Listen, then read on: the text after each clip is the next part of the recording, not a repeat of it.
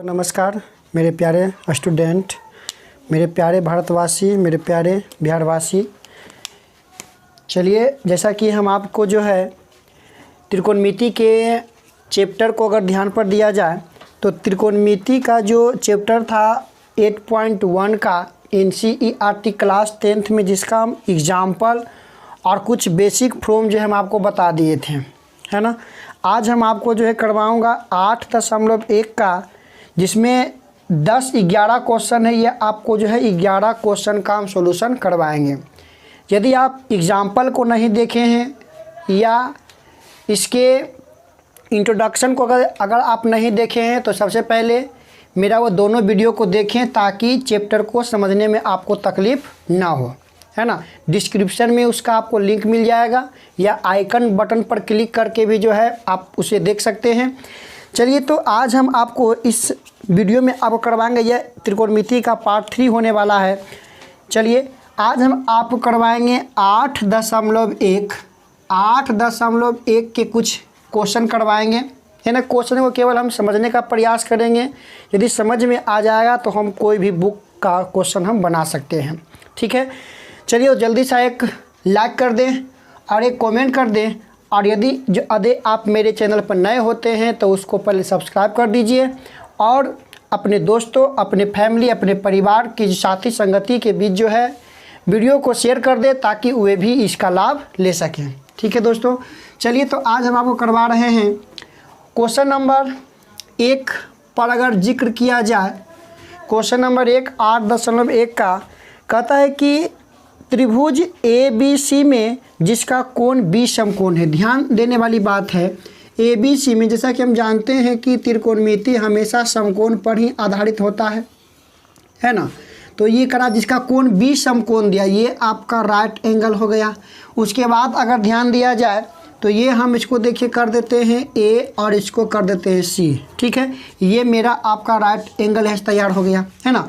आगे देखा जाए, कहता है कि AB आपका 24 सेंटीमीटर है, AB, तो ये आपका हो गया 24 सेंटीमीटर। उसके बाद दिया है BC की अगर बात करते हैं तो BC का मान मेरा दिया है 7 सेंटीमीटर दे दिया गया है ना। तो कहता है कि निम्नलिखित का मान ज्ञात कीजिए। हमें देखिए मान निकालना है। पहला मान पूछा है साइन A का मान पूछा है, उसके बाद हमें पूछा है कॉस A का मान पूछा। फिर क्वेश्चन नंबर अगर 2 की हम बात करते हैं तो साइन C और कॉस C का मान पूछा है, ठीक है। साइन C और कॉस C का मान पूछ रहा है, यहाँ पर पूछ रहा है ना। तो देखिए, हम आपको बताए थे इससे पहले, जो आपका वीडियो में करवाए थे, बताए थे कैसे हम किसी का संबंध के बारे में जिक्र किया गया था, क्या दिया गया है, क्या निकालना है, हम वो आपको करवा दिए हैं, ठीक है। तो चैप्टर अगर आप फर्स्ट मेरा वीडियो देख रहे हैं तो सबसे पहले मेरा पार्ट 1 और पार्ट 2 का वीडियो देखें, ताकि आपको समझने में कोई भी दिक्कत नहीं हो। वीडियो थोड़ा लॉन्ग जाता है ना, लेकिन आपको समझने में किसी प्रकार की परेशानी नहीं होगा, इसलिए वीडियो के अंत तक बने रहें। आइए जानते हैं क्या। सबसे पहले यहाँ पर हम ध्यान देने वाली बात देखेंगे कि लंब, अगर ये राइट एंगल है तो ये आपका लंब है और ये आपका आधार है, ये आपका सबसे बड़ी भुजा कर्ण है। अगर इसके अनुसार हम चलते हैं तो, केवल फोटो के अनुसार चल रहे हैं तो यहाँ पर हमें 2 चीज़ मालूम है। तो सबसे पहले तो हम बताए थे कि यदि आपको 2 ट्रायंगल में जब 3 चीज़ में 2 आपको मालूम है तो सबसे पहले तीसरा हम ज्ञात करेंगे। तो तीसरा में क्या निकालना पड़ेगा, कर्ण का यहाँ पर से मान निकालना पड़ेगा। अगर ध्यान देने वाली बात है तो यहाँ से देखिए, लंब का अगर मान हम ले लेते हैं तो लंब का जो मान है वो लंब का मान दे रहा आपका 24 सेंटीमीटर, नो प्रॉब्लम। उसके बाद देखिए आधार दिया है, आधार का मान आपका है, अगर हम आधार का जिक्र करें तो ये आपका 7 सेंटीमीटर दे दिया है। तो हमें क्या निकालना पड़ेगा दोस्तों, हमें निकालना पड़ेगा क्या, कर्ण, जिसका नाम हमें है AC। तो कर्ण निकालने के लिए बताए थे कि दोनों क्या कर दीजिए, जोड़ दिया जाए। तो हम यहाँ से जोड़ सकते हैं AB के स्क्वायर, ठीक है, लंब का स्क्वायर, और जोड़ आपका BC के स्क्वायर। यहाँ से अगर हम सोल्व करने का अगर प्रयास करते हैं तो AB का मान लंब है जो कि हमें 24 दे दिया गया है ना, और BC के अगर मान देखा जाए तो ये आपका दे दिया गया है 7।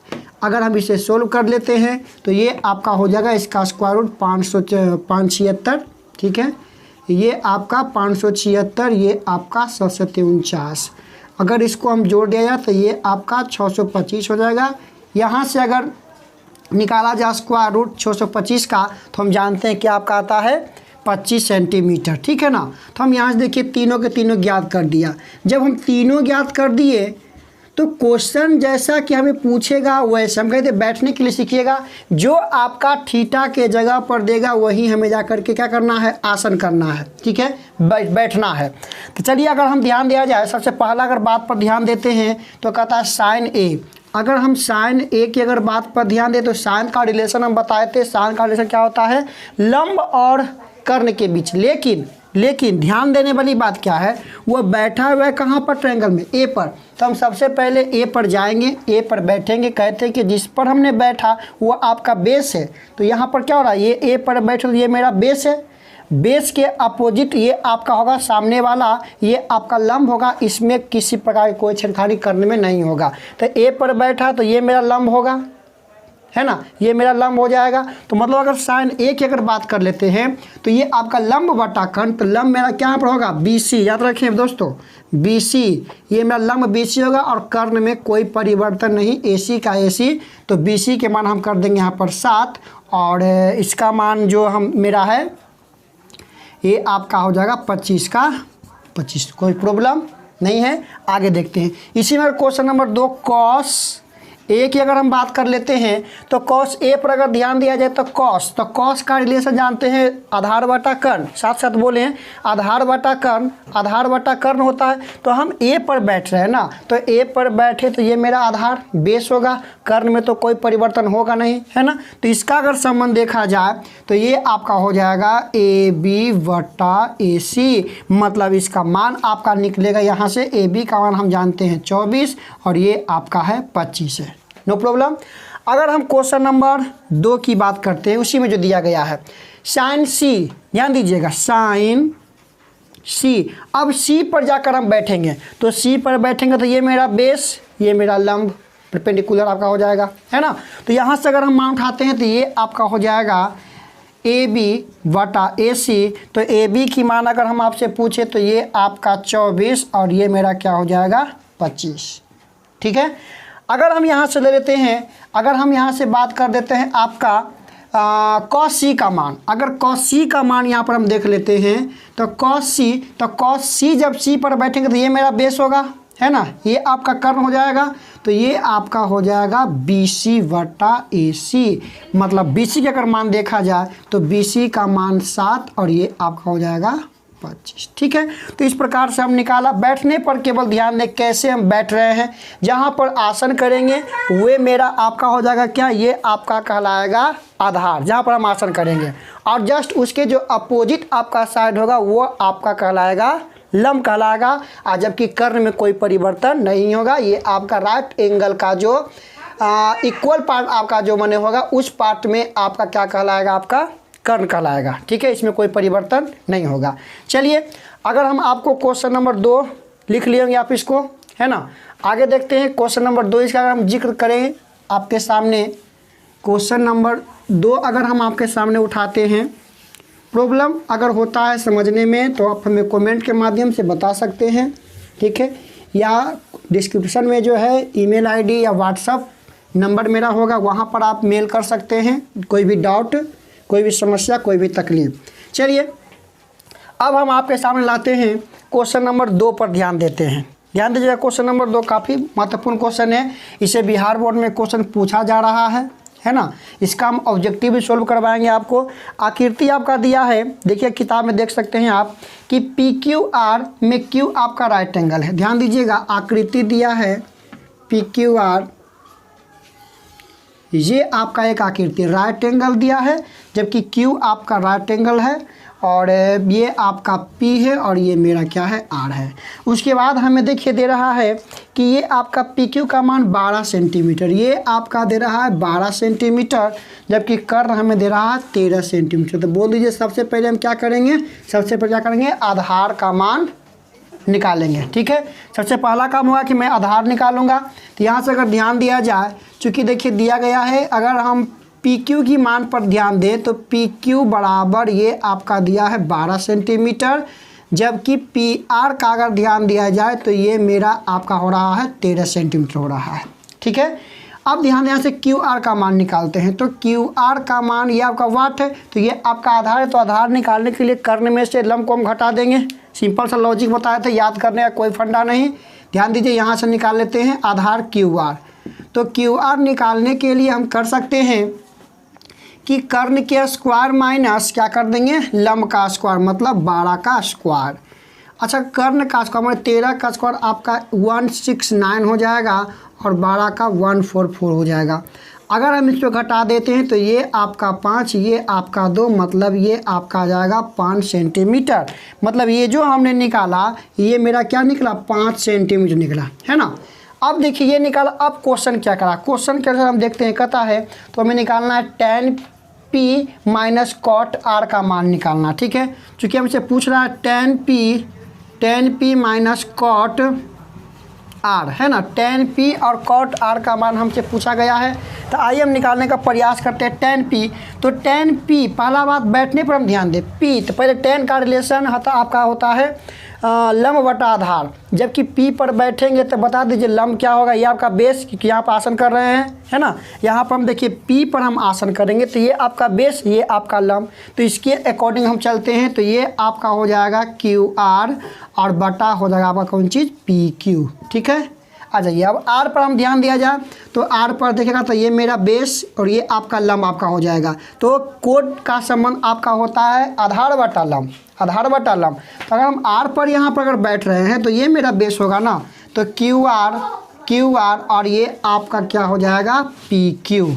ठीक है, क्यू आर और ये आपका हो जाएगा पी क्यू। यहाँ से मान हम अगर पुट कर दिया जाए तो ध्यान दीजिए क्यू आर का मान देखा जाए तो ये आपका हो जाएगा 5 सेंटीमीटर और जबकि ये आपका हो जाएंगे 12 सेंटीमीटर माइनस ये आपका हो रहा है 5 सेंटीमीटर और ये आपका हो रहा है 12 सेंटीमीटर। ठीक है, अगर हम इसको सोल्व करने का प्रयास करें, जैसा कि जानते हैं आपका कट जाएगा 0, इसका आंसर आएगा, है ना। तो ये आपका 12, 5 माइनस 5 ये घट गया तो 0, 12 ये आपका 0 आपका इसका आंसर हो जाएगा। No problem. किन्हीं को कोई दिक्कत है तो हमें बोल सकते हैं, कमेंट कर सकते हैं। चलिए, ये आपका क्वेश्चन नंबर 2 हो गया। अब हम आपको लेकर चलते हैं क्वेश्चन नंबर 3, जो कि बराबर आपको एग्जाम में पूछा जा रहा है। आइए मेरे प्यारे दोस्तों, चलते हैं आगे की ओर। ध्यान दें, क्वेश्चन पर जिक्र करें। जो क्वेश्चन आपको बताया जा रहा है, क्वेश्चन को बारीकी से हम समझें, क्योंकि यहाँ से आपका जो है 8 पार्ट और 9 पार्ट से 20 नंबर का हमें क्वेश्चन निकलता है। इसे समझने का प्रयास करें। 3 पर अगर ध्यान दिया जाए, बराबर ये सब क्वेश्चन पूछ रहा है। क्वेश्चन नंबर 3 कहता है कि साइन ए बराबर 3/4, साइन ए बराबर 3/4 आपका दिया है। ठीक है, तो कहता है कॉस ए और tan ए का मान निकालना है। तो कॉस ए और tan ए का मान निकालना। ठीक है, सबसे पहले ध्यान दें, आपका सारा का सारा देखिए थीटा पर ध्यान दीजिएगा। थीटा आपका सेम है तो ट्रायंगल नहीं पाएंगे तो कोई दिक्कत नहीं है ना। साइन का संबंध जानते हैं, ये आपका हो जाएगा P और ये आपका हो जाएगा H, है ना, मैंने लंब बटा कर्ण। ठीक है, तो यहाँ सब निकालने का प्रयास करेंगे B। तो अगर B निकालने के लिए हम आपको बताए थे कि कर्ण में से घटा दीजिए, P के स्क्वायर को माइनस कर देते हैं, मतलब 4 का स्क्वायर और ये आपका 3 का स्क्वायर, 4 का स्क्वायर, 4 चौका 16, 3 तिहाई 9। ये अगर यहाँ से घटेगा तो ये मेरा यहाँ पर √7, जिसका स्क्वायर रूट संभव नहीं होता है। अब आइए जो हमें पूछ रहा है क्वेश्चन वो निकालने का हम प्रयास करते हैं। सबसे पहले चलते हैं कॉस ए। अगर हम कॉस ए पर ध्यान दिया जाए तो ए, तो कॉस का रिलेशन क्या होता है, b बटा h। तो ध्यान दीजिए b का मान √7 जबकि h का मान क्या है, 4 है, बन गया। अब आ जाइए tan a का अगर मान देखा जाए, tan a का मान क्या होता है, p बटा b। तो p का मान हमने क्या देखा है, 3 आपका है, जबकि b का मान √ क्या निकाले हैं, 7, है ना। तो इस प्रकार से क्वेश्चन नंबर 3 आपका सोल्व हो रहा है। ठीक है, किसी कोई प्रॉब्लम नहीं हो रहा अभी तक। चलिए आगे चलते हैं। आगे हम आपके सामने आते हैं क्वेश्चन नंबर 4। क्वेश्चन नंबर 4 आप भी सोल्व कर सकते हैं, काफ़ी ईजी क्वेश्चन है क्वेश्चन नंबर 4। अजय कुछ क्वेश्चन हम छोड़ेंगे भी आपके लिए, ताकि आप इसको घर पर बना सकें और कुछ NCERT के अलावा आप अदर बुक भी आप बना सकते हैं, सोल्व कर सकते हैं क्वेश्चन को। क्वेश्चन नंबर 4 हम देखिए यहाँ पर छोड़ रहे हैं, केवल समझाने का हम प्रयास करेंगे। क्वेश्चन नंबर 4 कहता है क्या 15 cot A बराबर दे दिया है हमको 8 दे दिया है ना। तो यहाँ से हम कॉट का अगर वैल्यू निकालने का प्रयास करते हैं तो 8/15 यहाँ पर हो जाएगा ना। कॉट का अगर हम मान निकालने का प्रयास करते हैं तो 8/15 यहाँ से हमें मिलेगा। अब ध्यान दीजिए कॉट का रिलेशन हम जानते हैं कि कॉट का रिलेशन आपका होता है B और P से होता था। हमें क्या फाइंड करना है यहाँ से, हम यहाँ से पहले क्या निकालेंगे H निकालने के लिए कहे थे कि P का स्क्वायर और जोड़ B के स्क्वायर को जोड़ दिया जाए, जो भी आपका H का मान निकलेगा। क्योंकि थीटा में कोई परिवर्तन नहीं दिया है उस प्रकार से हम निकाल लेंगे। साइन A का मान निकाल लेंगे। उसके बाद हमें पूछ रहा है सेक A पूछ रहा है, ठीक है ना। तो यहाँ से हम सेक A का ही मान निकालें, ठीक है कि नहीं, कोई प्रॉब्लम यहाँ पर हो सकता है। सोल्व कीजिएगा घर पर। हम आपको आगे लेकर चलते हैं, क्वेश्चन नंबर 5 की ओर लेकर चलते हैं, है ना। क्वेश्चन नंबर 5 चलिए देखते हैं। क्वेश्चन नंबर 5 का जिक्र करते हैं, ये भी काफ़ी ही सुंदर क्वेश्चन है जो कि एग्जाम में पूछ रहा है हमेशा। ये भी आप बना सकते हैं। क्वेश्चन नंबर 5 भी हम देख केवल समझाने का प्रयास करेंगे, आप खुद सोल्व करें। क्वेश्चन नंबर 5 ध्यान में दिया है सेक थीटा बराबर 13 दे रहा है 12, ठीक है ना। तो त्रिकोणमिति अन्य त्रिकोणमिति अनुपात, तो हम बताए थे निष्पत्तियाँ टोटल आपका कितने होते हैं, 6 हैं, जिसमें से 1 का वैल्यू तो दे दिया, तो निकालना कितना पड़ेगा, केवल 5 निकालना पड़ेगा, है ना। तो ध्यान दीजिए पहले सेक कॉस का उल्टा होता है, सेक कॉस का उल्टा होता है। कॉस का रिलेशन होता है क्या, P/H। तो ये अगर इसको हम उल्टा कर देते हैं तो ये आपका हो जाएगा B/H होता है आपका कॉस का, तो इसका उल्टा करेंगे कॉस का उल्टा सेक, तो आपका H/B होगा, ठीक है। चलिए तो यहाँ से हम क्या निकालेंगे, पहले प्रयास करेंगे दोस्तों P।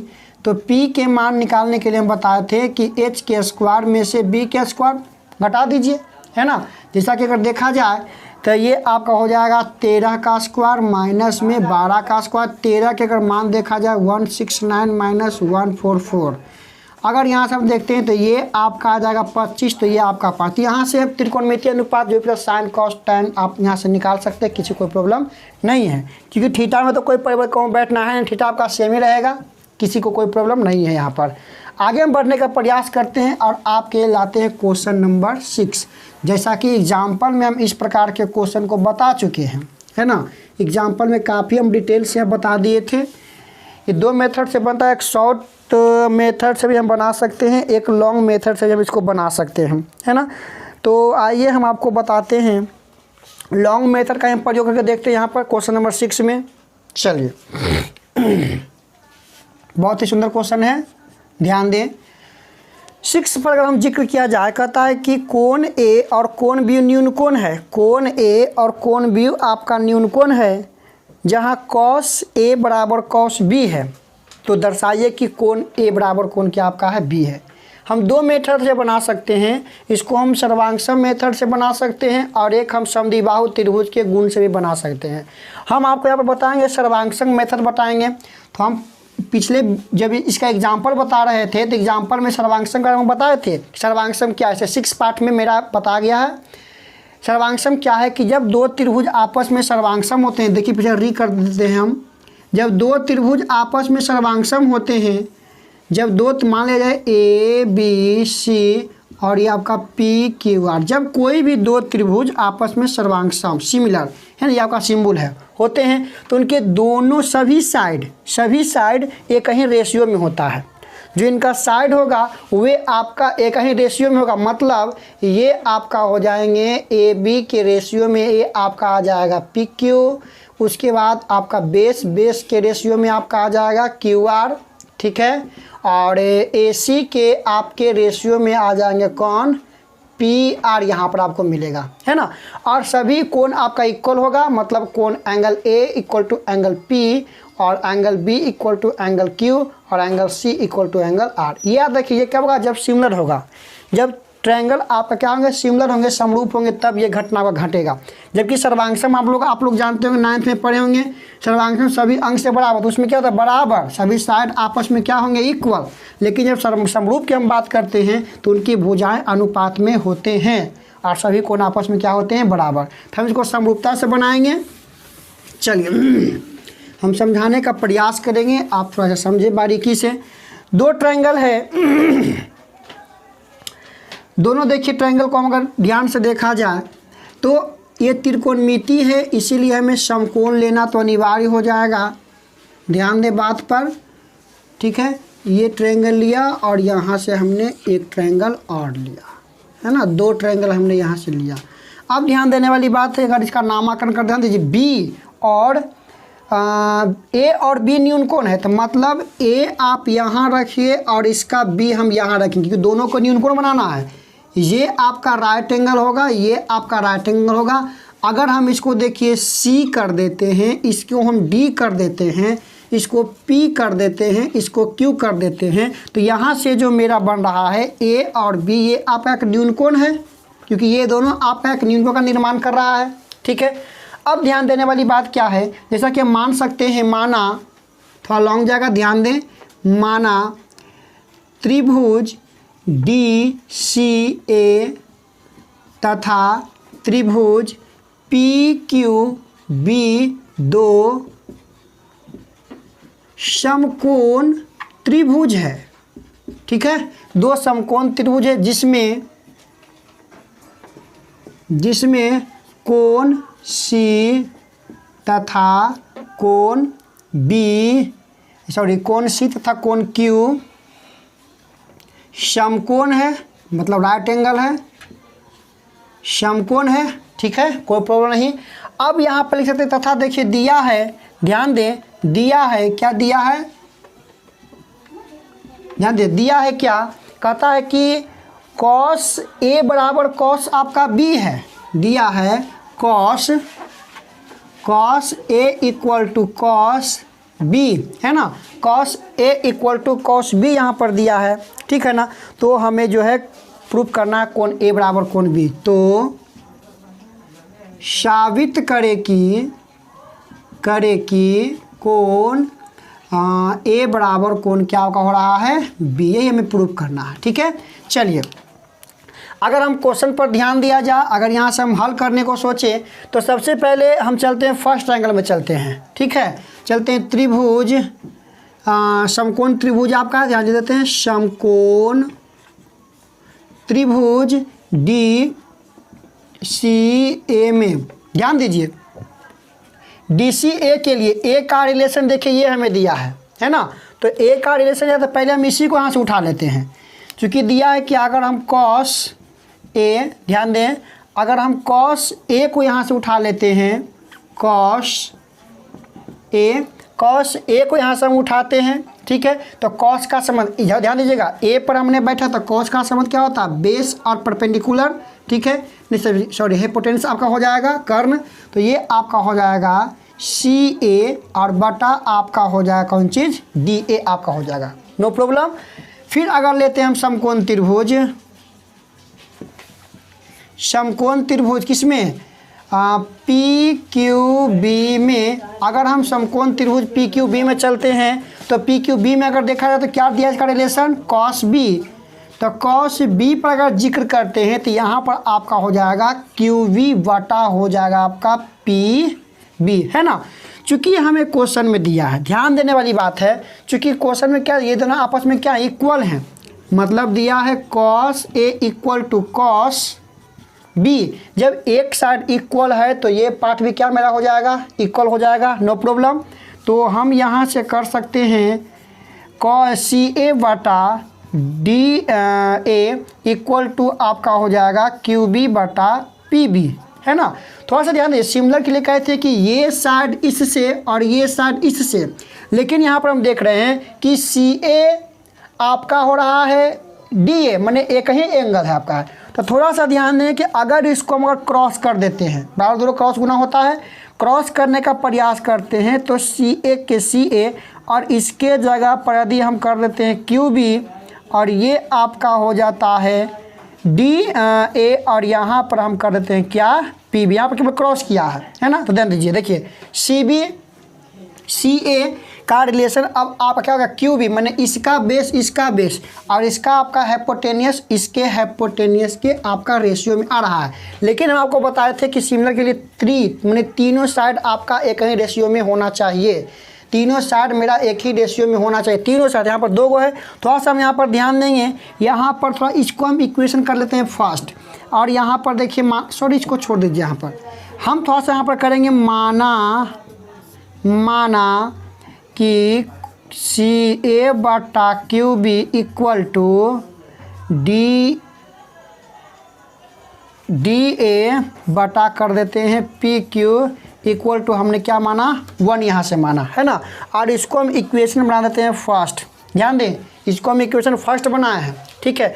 अच्छा ये हमें बताइए, आप ये बताने का प्रयास करिए कि यहाँ पर 2 गो का रेशियो तो वाले रेशियो अनुपात में साइड, एक बेस के साथ कर्ण के साथ बचा कुछ यहाँ से समकोण त्रिभुज में लंब बचा। तो लंब निकालने के लिए हम आपको बताए थे कि लंब के डायरेक्ट फार्मूला अगर हम ध्यान दिया जाए कि अगर यहाँ से लंब का रेशियो निकाल लेते हैं तो मतलब DC और निकाल लेते हैं, अगर PQ का अनुपात निकाल लेते हैं, तो अगर यहाँ से इसका अनुपात निकालने का हम प्रयास करते हैं तो लंब है तो कर्ण माइनस, मतलब ये आपका हो जाएगा DA और DA का स्क्वायर माइनस ये आपका हो जाएगा क्या चीज़ PB का स्क्वायर बटा, ध्यान दीजिएगा ये आपका हो रहा है, इसके लिए अगर देखा जाए सॉरी अगर हम माने DC की केवल बात कर रहे हैं ना, तो ये आपका हो जाएगा DA का स्क्वायर कर्ण, ठीक है, और ये आपका यहाँ पर हो जाएगा सॉरी इसका बेस लेना है तो CB,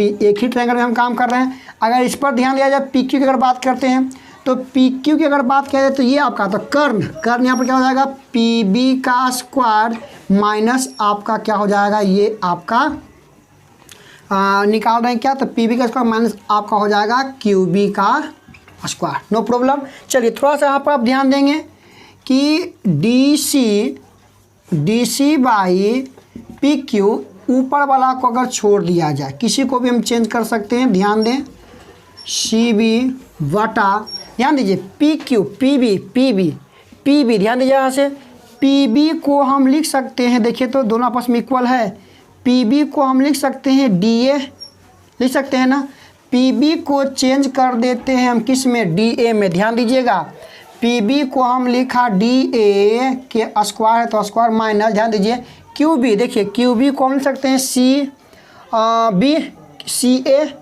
QB को हम लिख, ध्यान दीजिएगा QB, अगर QB को हम ध्यान दिया जाए, QB को हमें लिखना है तो QB को हम देखिए CB, ध्यान दीजिए थोड़ा सा C और B, यहाँ पर अगर देख लेते हैं CB हम कहाँ से लाए हैं सॉरी, यहाँ पर CA होगा, ये आपका क्या हो जाएगा A, क्योंकि यहाँ पर ये ले रहे हैं ना तो यहाँ पर मेरा क्या हो जाएगा CA होगा, ठीक है। तो मतलब क्या करें, देखिए QB को हम लिख सकते हैं CA, तो यहाँ पर हम इसको कर दिए CA के स्क्वायर, है ना। अब क्या होगा, ये से ये मेरा पूरा क्या हो जाएगा कैंसिल, ये से ये मेरा क्या हो गया पूरा कैंसिल हो गया, तो बचा क्या यहाँ से DC बटा बच रहा है PQ, ये आपका कट गया तो 1। अगर इसको इक्वेशन फर्स्ट और इसको हम इक्वेशन सेकेंड बना लेते हैं तो इक्वेशन फर्स्ट और सेकेंड पर अगर गौर करते हैं, समीकरण 1 और 2 से अगर देखा जाए तो एक पार्ट इक्वल है तो ये पार्ट भी क्या मेरा होगा इक्वल होगा, मतलब लिख सकते हैं CA बटा QB बराबर DA बटा आपका हो जाएगा PB इक्वल टू ये आपका हो जाएगा DC बटा आपका हो जाएगा Q। और देखिए तो तीनों साइड मेरा आ रहा है एक ही रेशियो में, जब तीनों साइड एक ही रेशियो में है, तीनों साइड एक ही रेशियो में है तो हम यहाँ पर क्या करेंगे, ध्यान देंगे यहाँ पर क्या, जब तीनों एक ही रेशियो में तो करेंगे S समरूपता से दोनों त्रिभुज समरूप, त्रिभुज DCB समरूप त्रिभुज PQB। जब दो त्रिभुज समरूप है, सॉरी यहाँ पर क्या होगा DCBA है ना, समरूप है तो उसका एंगल भी आपस में क्या होंगे बराबर होंगे। तो हम कह सकते हैं कि यहाँ पर इसीलिए आपका angle BEA equal to angle B, यही हम क्या करना था, प्रूफ करना। ठीक है, तो ये लॉन्ग विधि आपका, शॉर्ट हम आपको नहीं पता क्योंकि एग्जाम में आपको पूछेगा तो आपको लॉन्ग से बनाना पड़ेगा, इसीलिए आप इसको नोट कीजिए, है ना। इसको नोट कीजिए, काफ़ी महत्वपूर्ण ये क्वेश्चन आपको दिया गया था, काफ़ी बढ़िया सुंदर क्वेश्चन ये आपका था, है ना। नोट कीजिए इसको।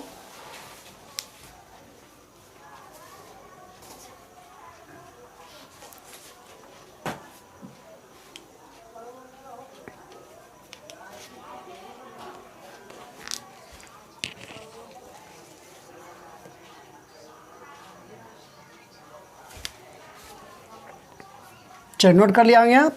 अब चलते हैं क्वेश्चन नंबर 7 की ओर चलते हैं। चलिए क्वेश्चन नंबर 7 आ जाइए, क्वेश्चन नंबर 7।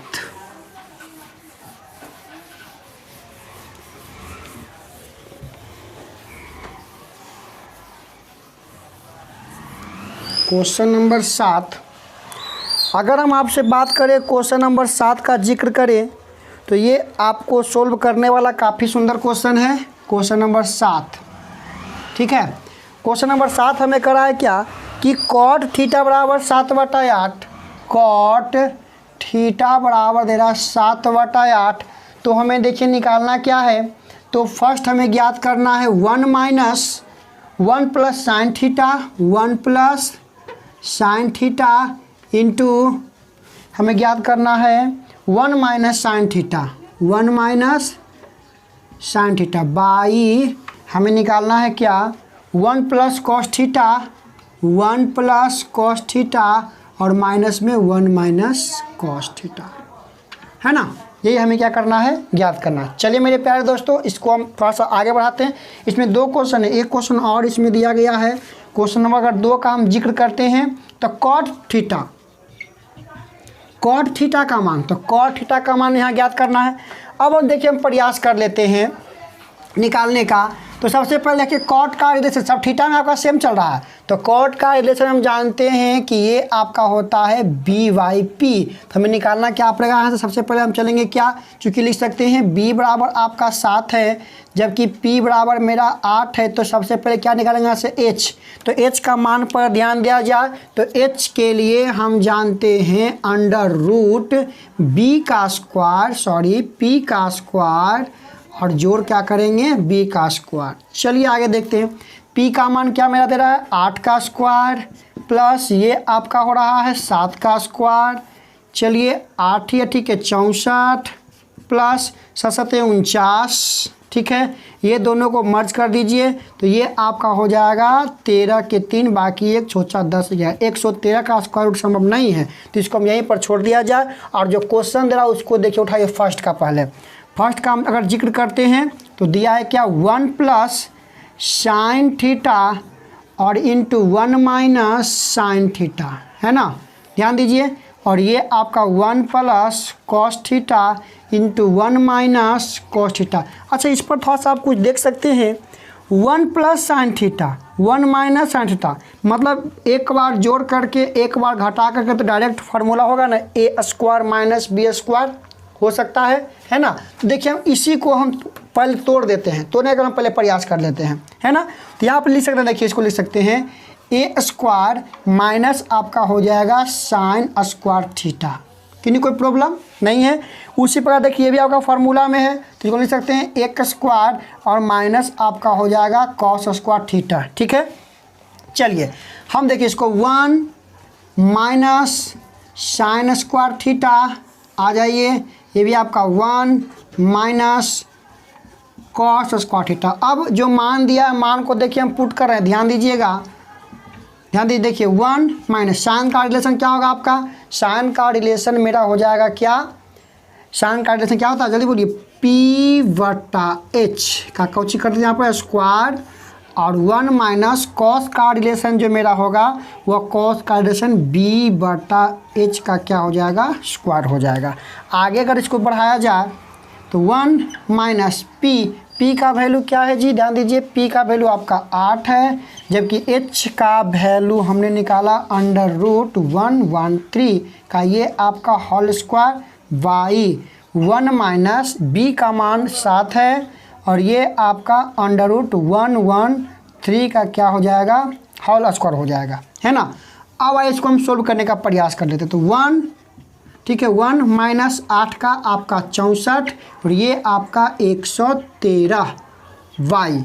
ये ध्यान दिए 1 माइनस 749, ये आपका स्क्वायर से रूट कैंसिल, केवल आपका ये बचेगा।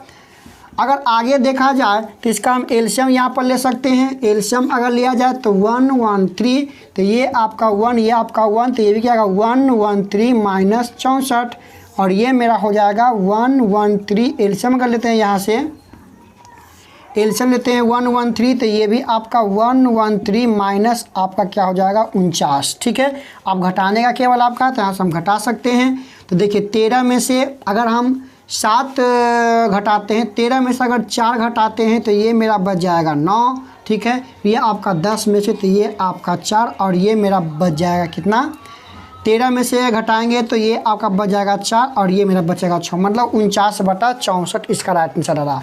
अगर हम क्वेश्चन नंबर 2 पर जिक्र कर लेते हैं इसका, question number 2 cot square theta. ठीक है, कॉट स्क्वायर थीटा, तो कॉट का रिलेशन तो दे दिया हमें P/B करके, मतलब इसका रिलेशन हमें मालूम है। इसे B/Y क्या का हो जाएगा, P का स्क्वायर है, तो B का वैल्यू क्या है जी, B का मान आपका 7 है, तो ये मेरा 7 और ये आपका 8, इसका स्क्वायर करेंगे तो 7 7 49, 8 8 64, है ना। तो यहाँ से ये हम सोल्व कर। चलिए, तो क्वेश्चन नंबर अगर हम 8 पर जिक्र करते हैं तो कहता है कि 3 cot A बराबर 4, 3 cot A बराबर 4। तो यहाँ से देखिए मान निकाल लेते हैं। कॉट का अगर मान लेके देखिए तो प्रूफ करना है हमको, साबित करना 1 minus tan square A 1 plus tan square A बराबर cos square A minus sin square A हमें साबित करना है। ठीक है, तो ये हमें आपको प्रूफ करके दिखाना है। चलिए देखते हैं, यहाँ से cot A का मान निकालते हैं 4/3, B मालूम, P मालूम, क्या निकालेंगे H का हम मान निकाले तो क्या आपका आ गया 5 आ गया, है ना, क्योंकि जानते हैं H बराबर B का P का स्क्वायर जोड़ B का स्क्वायर। तो अब देखिए क्वेश्चन के अनुसार चलते हैं। सबसे पहले बताइए LHS 1 माइनस tan स्क्वायर है और ये आपका प्लस में tan स्क्वायर है। ठीक है, मान पुट किया जाए 1 माइनस tan का रिलेशन P/B और ये नीचे का प्लस में है P/B। मान पुट किया 1 माइनस 3/4 का होल स्क्वायर, 1 प्लस 3/4 का होल स्क्वायर। ठीक है, सोल्व कर दिया। 1 माइनस 3 तिहाई 9, 4 चौका 16, 1 प्लस 3 तिहाई 9, 4 चौका 16। जब हम एलसीएम लिए तो एलसीएम आपका 16 होगा, तो 16 माइनस 9, इसका एलसीएम भी आपका 16, 16 प्लस 9, तो क्या कि ये अगर इसको घटाते हैं तो 7/16, इसको जोड़ते हैं तो क्या आपका 25/16, तो 16 से 16 कैंसिल, बच गया मेरा 7/25। ठीक है, अब देखते हैं RHS में आपका क्वेश्चन कर रहा था कि sin square A cos square A minus sin square A, है ना। तो यहाँ देखिए cos का रिलेशन B/H का स्क्वायर माइनस P/H का स्क्वायर, B का मान 4, H का मान 5, P का मान आपका 3 और H का मान आपका 5 है। सोल्व किया, 4 चौका 16, 5 25 माइनस 3 तिहाई 9, 5 25, एलसीएम आपका 25 है। एलसीएम आपका क्या पर हो जाएगा, एलसीएम मेरा आपका देखिए 25 हो जाएगा, तो ये आपका 16 माइनस 9 जब घटेगा तो 7/25, है ना। तो हम कह सकते हैं LHS बराबर RHS। ठीक है दोस्तों, तो इस प्रकार से आप क्वेश्चन नंबर 9 आप सोल्व कीजिएगा। 10 आप एग्जाम्पल में हम बता दिए थे, 9 काफ़ी इजी क्वेश्चन है, इंपॉर्टेंट भी है, आपके लिए हम इसे छोड़ते हैं। ठीक है, आप 9 10 सोल्व कीजिएगा। जबकि 11 की बात करें तो 11 हम आपको बताएंगे जब 8.1 का जब हम क्वेश्चन जिक्र करेंगे तो आपको 11 नंबर क्वेश्चन आपको बताया जाएगा। ठीक है, तो मिलते हैं अगले वीडियो में, तब तक के लिए धन्यवाद।